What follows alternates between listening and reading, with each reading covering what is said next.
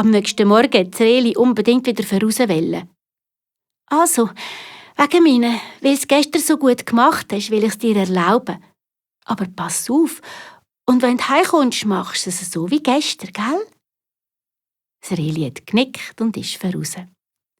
Von weitem hat man das Bellen der Hunde und die Jagdhörner gehört. Das Reli war wieder ganz flink und geschickt. Bis am Abend konnte keiner von den Jägerinnen verwutschen. Die Jäger sind heim, ausser einer. Der hat einfach noch nicht aufgeben. Weil das Reli gemeint hat, der König und seine Jäger seien zurück ins Schloss, hat es nicht mehr gut aufgepasst und da ist es passiert. Im einen Jäger ist es gelungen, das Reli mit einem Streifschuss am Bein zu treffen. Verschrocken wollte das Reli heimspringen, aber das ist nicht gegangen. Das verletzte Bein hat ihm so weh getan. Es musste heimhumpeln. Der Jäger ist im Reh nachgeschlichen. Er wollte wissen, wohin es geht. Da hat er gesehen, wie das Reh bei einem Häuschen mitten im Wald an die Tür klopft und gehört, wie es sagt: «Schwesterli, Schwesterli, tu auf, ich bin's, dein Reh.»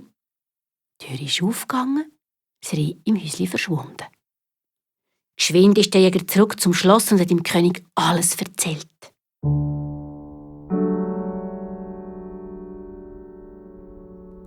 Am nächsten Morgen ist es im Rehli zum Glück schon wieder ganz gut gegangen. Und es hat unbedingt noch mal voraus wollen. Aber die Schwesterli hat gesagt: «Nein, bitte gang nicht. Gestern hast du noch mal Glück gehabt, aber wer weiss, was heute passiert.»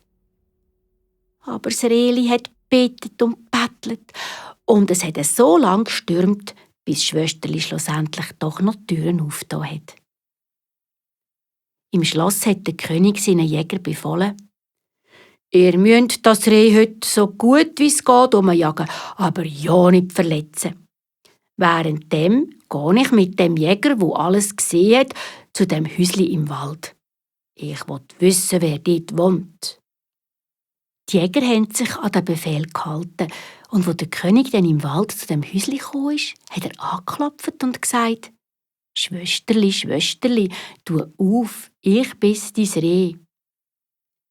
Die Tür ist aufgegangen, weil die Schwesterli gemeint hat, das Reh hat angeklopft.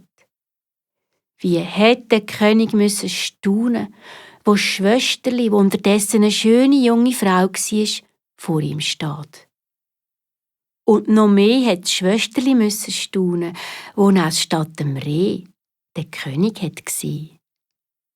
Der hat gefragt: «Wer bist du?» Da hat ihm die Schwesterli alles erzählt.